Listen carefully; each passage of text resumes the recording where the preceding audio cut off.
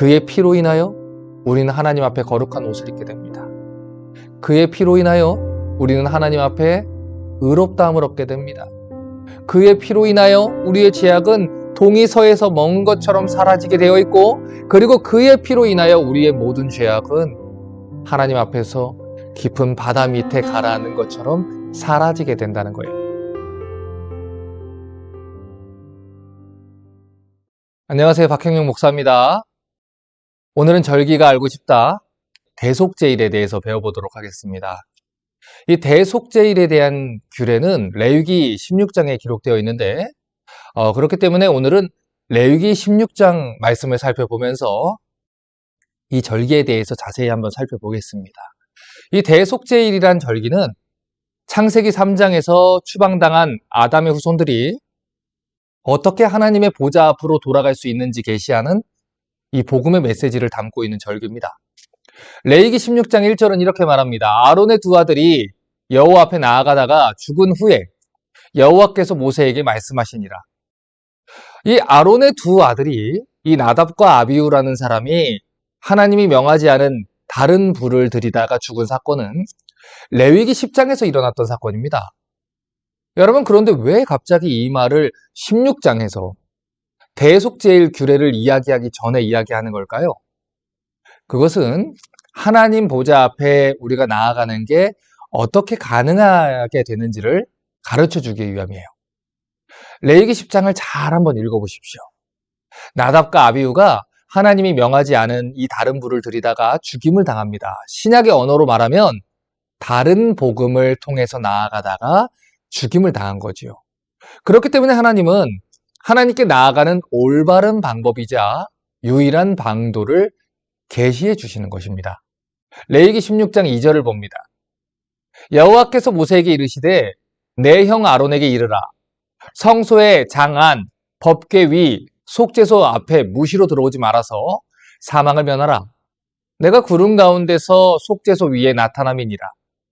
심지어 백성과 하나님 사이에 중재자로 세움받은 대제사장도 1년에 딱 한 번, 이 7월 10일 대속제일이라고 하는 날에만 지성소 안으로 들어갈 수 있지, 다른 날에는 지성소 안으로 들어오면 죽임을 당한다고 말합니다. 왜냐하면 그곳에는 거룩한 하나님의 영광이 임재해 있기 때문이죠.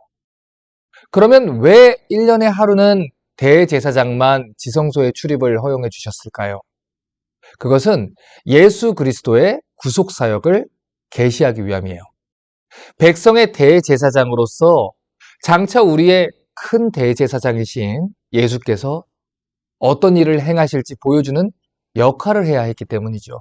그래서 대속제일에만 지성소 출입을 허락하시고 나머지 날에는 금지하시는 겁니다. 자, 그러면 이 대제사장인 아론이 성소에 들어가려고 할 때 어떻게 해야 될까요? 레위기 16장 3절과 4절을 보면 이렇게 말합니다.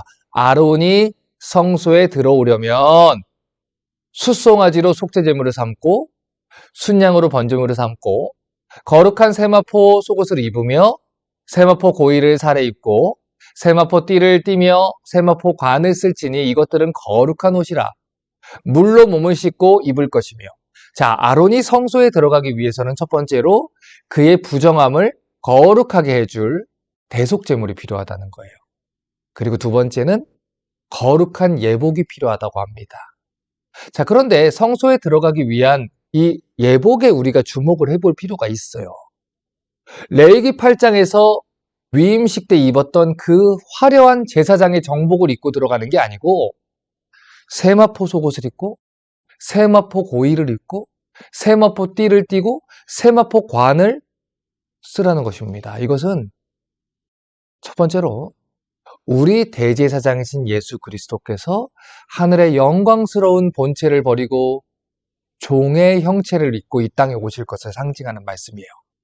빌립보서 2장 6절부터 8절은 말합니다. 그는 근본 하나님의 본체시나 하나님과 동등됨을 취할 것으로 여기지 아니하시고 오히려 자기를 비어 종의 형체를 가져 사람들과 같이 되었고 사람의 모양으로 나타나셨음에 자기를 낮추시고 죽기까지 복종했으니 곧 십자가에 죽으심이라.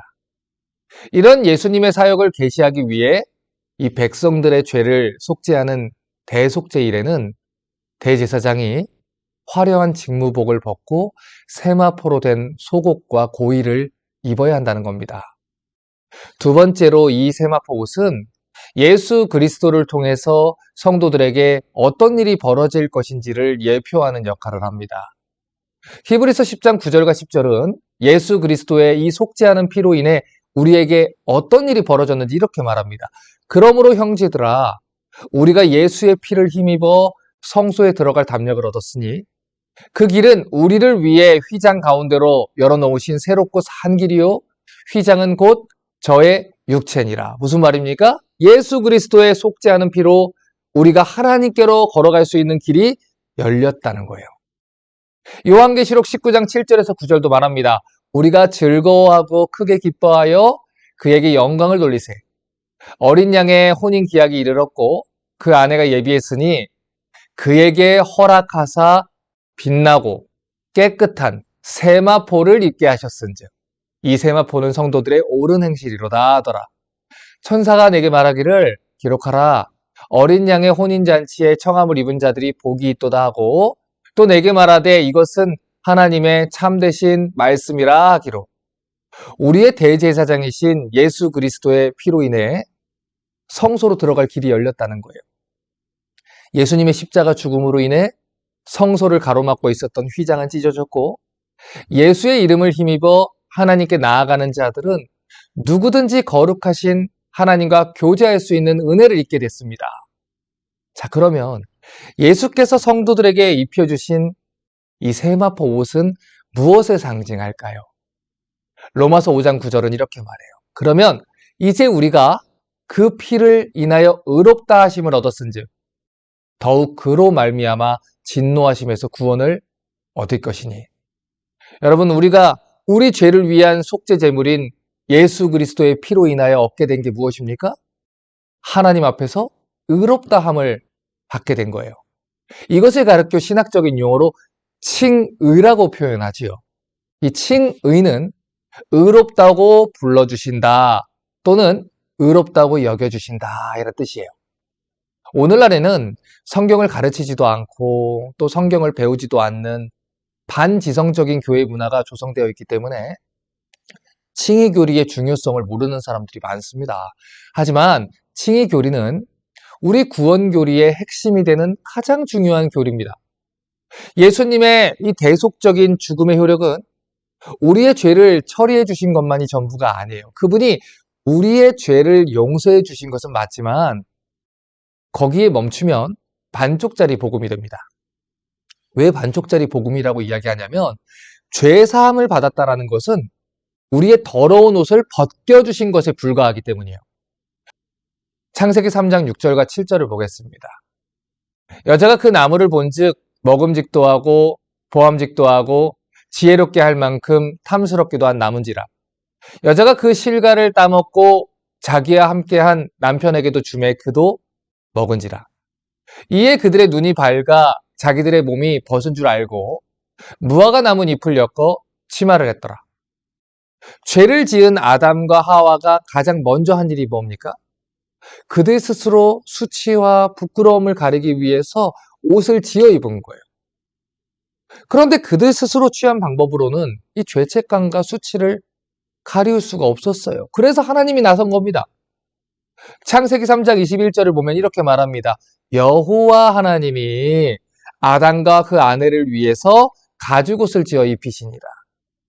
하나님께 은혜를 받았음에도 불구하고 고의적으로 죄를 지은 사람들을 위해서 여호와 하나님께서 가죽옷을 지어 입히셨다 말합니다. 여러분, 성경에서 여호와라는 이름이 나올 때는 하나님이 약속을 주신과 더불어 반드시 그 약속을 지키겠다는 이야기가 나올 때 그때 사용하는 하나님의 독특한 별칭입니다. 자, 그런데 그 여호와 하나님이 사람을 위해 무엇을 지어 입혔다고 하죠? 그들의 수치와 부끄러움을 가리기 위해 가죽옷을 지어 입혔다는 거예요. 가죽옷이라 하는 것은 그들의 부끄러움을 가리우기 위해 희생된 죄물이 있었다는 것을 상징적으로 보여주는 겁니다. 이것은 장차 그들의 부끄러움과 수치를 가리우기 위해 하나님의 어린 양이신 예수 그리스도께서 대신 죽으실 것을 상징적으로 보여주는 복음의 모형인 거예요. 여러분, 그런데 하나님이 이 가죽옷을 그들에게 입히기 전에 어떤 일을 먼저 하셨을까요? 그들 스스로 만들어 입고 있었던 무화과 나뭇잎을 벗겨야 했다는 거예요.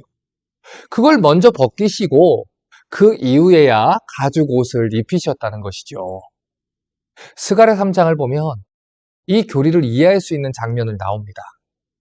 스가랴 3장에는 사탄이 대제사장 여호수아를 대적하는 장면이 나와요. 왜냐하면 대제사장이 더러운 옷을 입고 있었기 때문이죠. 네 모습을 보라고. 내 주제를 알라고. 부정하고 더러운 옷을 입고 있는 너는 대제사장의 자격이 없다. 이 말이에요. 어떻게 그런 꼴로 거룩하신 하나님 앞에 섬길 수 있느냐? 이렇게 정죄하는 것이지요. 여러분, 그런데 이 대제사장 여호수아를 정죄하던 사탄 마귀를 하나님이 책망하십니다. 그리고 여호수아에게 어떤 일을 행하셨는지 성경이 이렇게 기록해요. 스가랴 3장 1절부터 5절을 봅니다. 대제사장 여호수아는 여호와의 사자 앞에 섰고 사단은 그의 우편에 서서 그를 대적하는 것을 여호와께서 내게 보이시니라. 여호와께서 사단에게 이르시되 사단아 여호와가 너를 책망하노라. 예루살렘을 택한 여호와가 너를 책망하노라. 이는 불에서 꺼낸 그슬린 나무가 아니냐 하실 때 여호수아가 더러운 옷을 입고 천사 앞에 섰는지라. 여호와께서 자기 앞에 선 자들에게 명하사 그 더러운 옷을 벗기라 하시고 또 여호수아에게 이르시되 내가 내 죄가를 제해 버렸으니 내게 아름다운 옷을 입히리라 하시기로 내가 말하되 정한관을 그 머리에 씌우소서 하매 곧 정한관을 그 머리에 씌우며 옷을 입히고 여호와의 사자는 곁에 섰더라. 자, 여러분, 대제사장 여호수아가 지금 사단의 정죄를 받고 있었던 이유가 뭡니까? 그가 더러운 옷을 입고 하나님 앞에 서 있었기 때문이에요. 그래서 사탄이 어떻게 하나님 앞에 저 더러운 옷을 입고 설 수 있습니까? 정죄하고 그를 비난하고 있었던 것이죠. 그런데 그런 여호수아에게 하나님이 무슨 일을 했습니까? 더러운 옷을 벗기고 아름다운 옷을 지어 입히셨다는 거예요. 이게 바로 칭의의 사건입니다. 우리 스스로 부끄러움을 가리려고, 우리 스스로 의로워지기 위해서 기워 입은 모든 옷들을 하나님이 다 벗기시고 예수 그리스도의 의로 옷을 입히신 사건. 이것이 바로 하나님 앞에 의롭다함을 받게 되는 칭의의 사건이에요. 갈라디아서 3장 27절은 장차 하나님이 행하실 이 칭의의 사건이 어떻게 성취되는지 이렇게 말했습니다. 누구든지 그리스도와 합하여 세례받은 자는 그리스도로 옷 입었느니라. 그리스도 안에 있는 사람, 예수 그리스도의 복음을 믿는 사람, 그리스도로 옷 입었다는 거예요.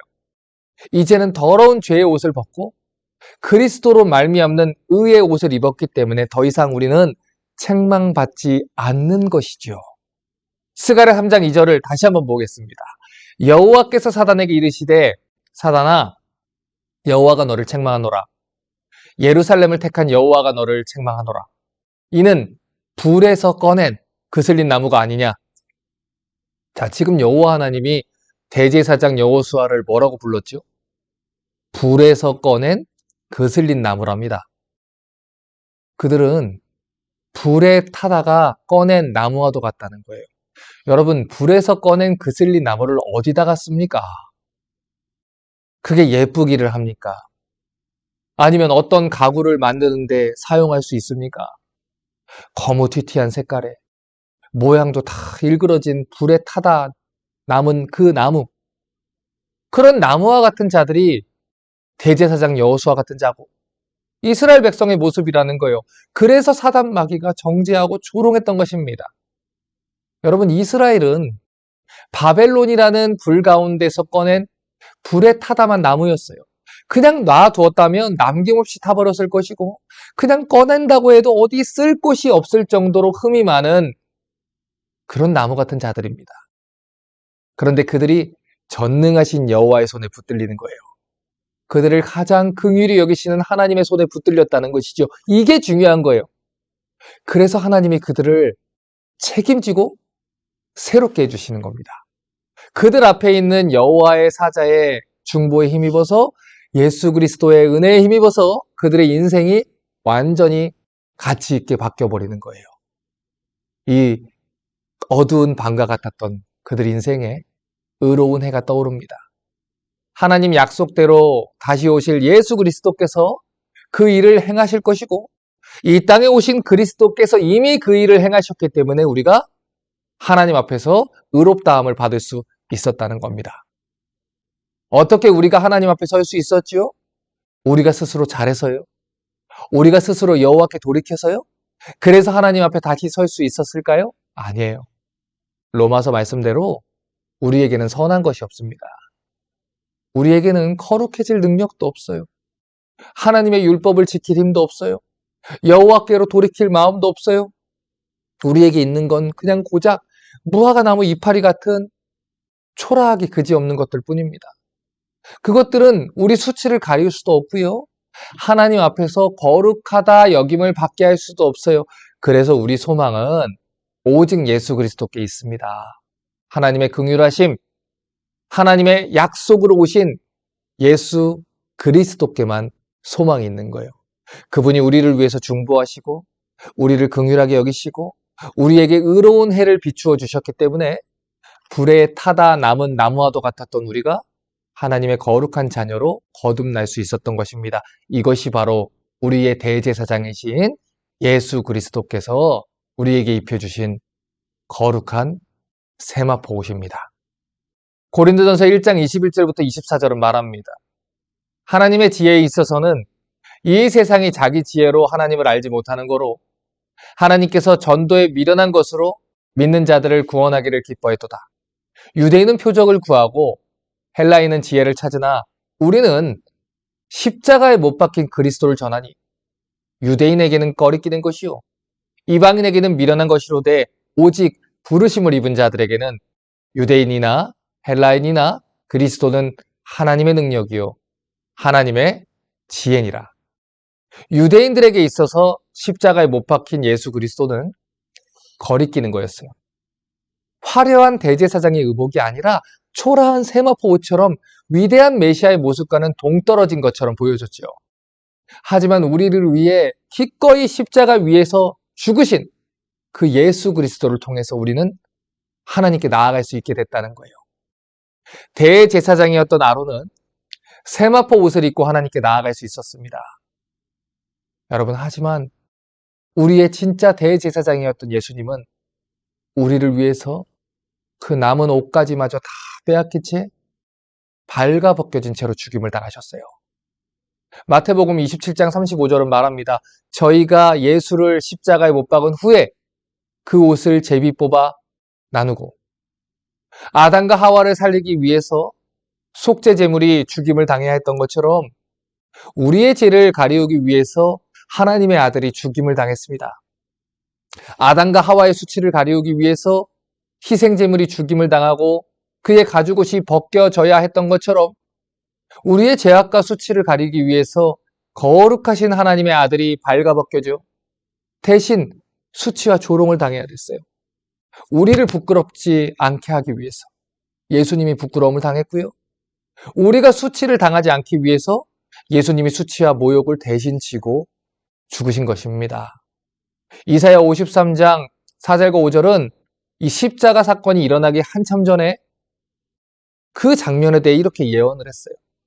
그는 실로 우리 실고를 지고 우리 슬픔을 당하였거늘 우리는 생각하길 그는 징벌을 받아서 하나님께 맞으며 고난을 당한다 하였노라. 그가 찔림은 우리 허물이 인함이요 그가 상함은 우리 죄악을 인함이라. 그가 징계를 받음으로 우리가 평화를 누리고 그가 채찍에 맞음으로 우리가 나음을 입었도다.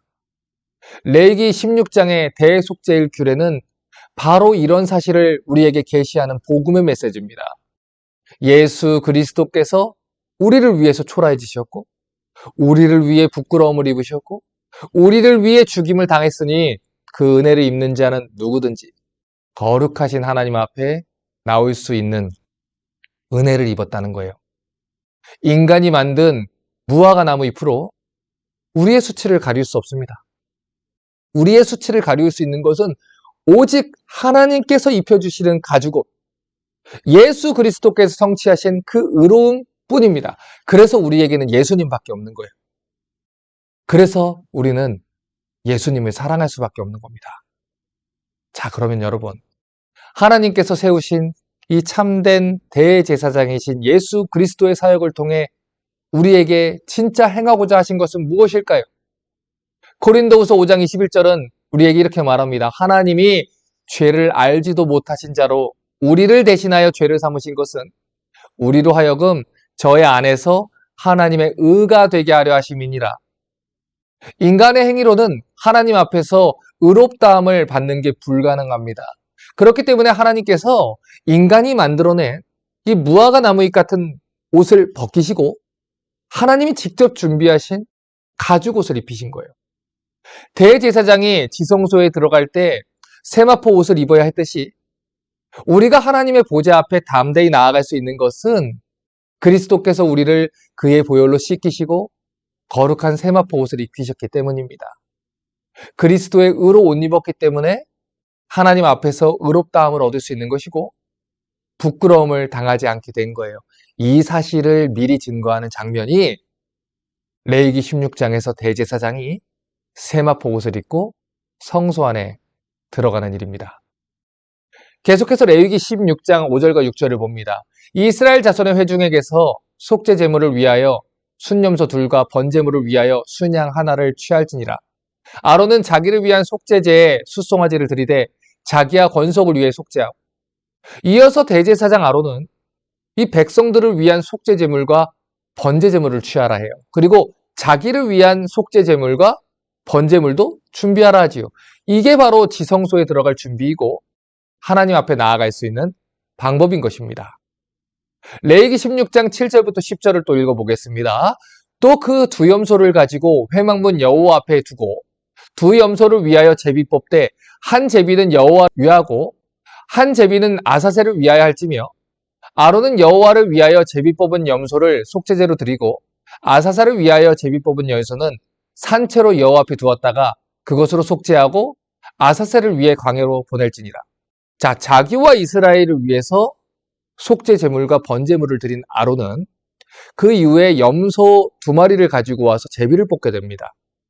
그런데 한 마리 염소는 이스라엘의 속죄 제물로 드려서 그 염소의 피를 속죄소 위와 이 속죄소 앞에 뿌려요.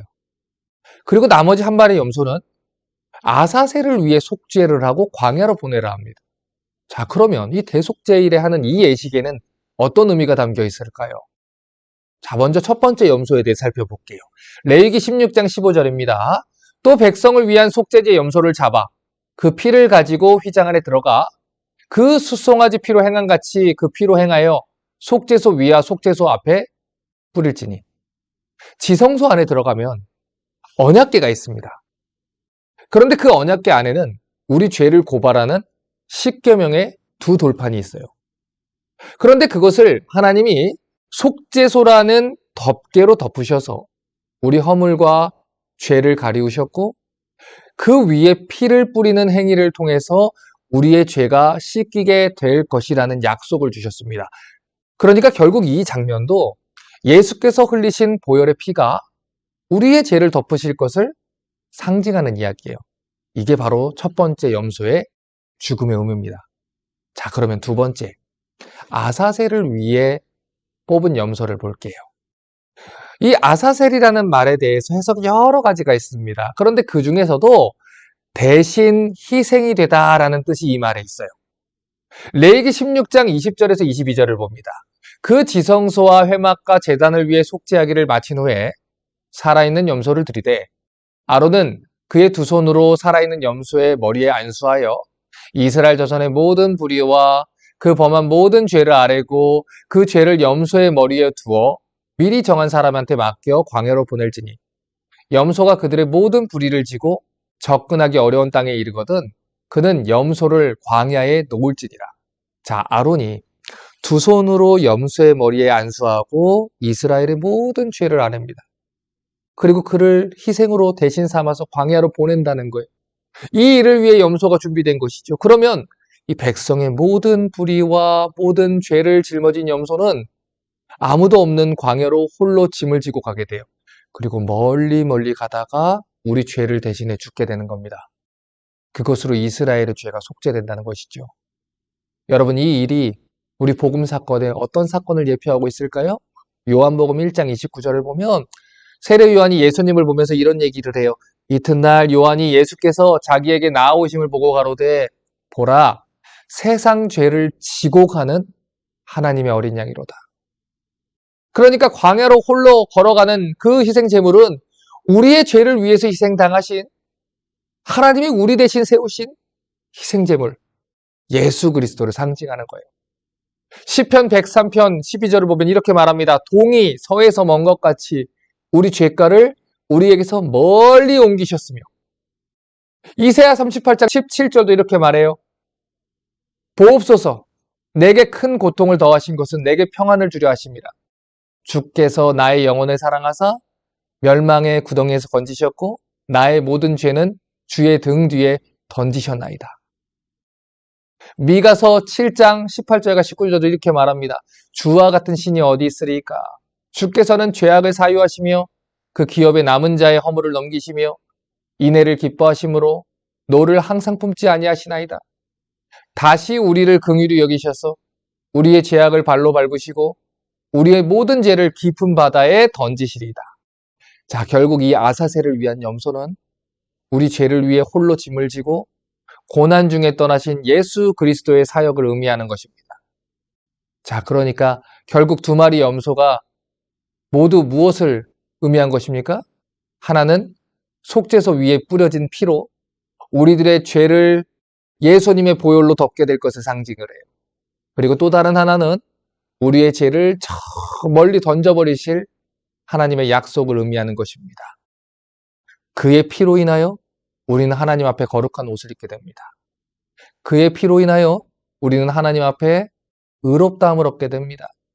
그의 피로 인하여 우리의 죄악은 동이 서에서 먼 것처럼 사라지게 되어 있고, 그리고 그의 피로 인하여 우리의 모든 죄악은 하나님 앞에서 깊은 바다 밑에 가라앉는 것처럼 사라지게 된다는 거예요. 레위기 16장 29절을 봅니다. 너희는 영원히 이 규례를 지킬지니라. 7월 곧 그 달 10일에 너희는 스스로 괴롭게 하고 아무 일도 하지 말되 본토인이든지 너희 중에 우거하는 객이든지 그리하라. 7월 10일은 이스라엘의 대속제일이에요. 그런데 그날에는 이스라엘 모든 백성들이 스스로 괴롭게 하고 아무 일도 하지 말라고 하셔요. 이 말을 조금 더 쉽게 번역해드리면 그날에 너희는 경건하게 보내야 된다라는 말입니다. 자, 그런데 여기서 우리는 또 이런 질문을 해야 돼요. 여러분, 누군가가 죄를 깨달을 때마다 속죄제사를 드리면 될 걸 왜 하나님은 굳이 대속제일을 특별히 또 정해서 속죄하는 의식을 치르게 했을까요?